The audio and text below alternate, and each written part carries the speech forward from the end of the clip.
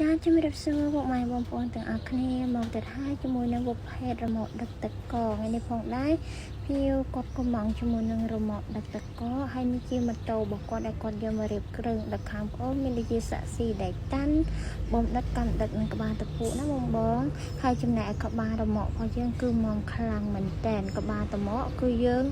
រុំដៃរនៀបក្រាស់មួយជុំវិញពាត់មួយជុំវិញតែម្ដងជាមួយនឹងកឡរមាក់អញ្ចឹងបានមកណាបងប្អូនទាំងអស់គ្នាហើយនេះជាប្រភេទដែលត្រូវពីក្រមដែលថ្នាំងអំពើអញ្ចឹងបងមកមើលជុំវិញនឹងគ្រឿងក្រមរបស់រមាក់របស់យើងអញ្ចឹងសម្រាប់ពុកម៉ែបងប្អូនដែលចង់បានជាប្រភេទរមាក់មល់រមាក់ដែលក្រាស់អាចធ្វើការកម្មង់ខាងសិប្បកម្មរបស់បងប្អូនគឺយើងមានទទួលធ្វើគ្រប់ប្រភេទរមាក់តែម្ដងមិនថាបងដឹកត្រីសាច់ដឹកបន្លែដឹកតំណែងផ្សេងគឺអាចធ្វើការកម្មង់បាន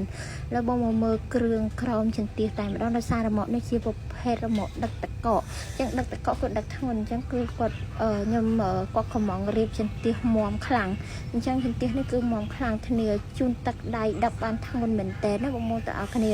ចន្ទះនេះគឺច្រើនស្លាប់ដឹកធ្ងន់គាត់ដឹកតកណាបង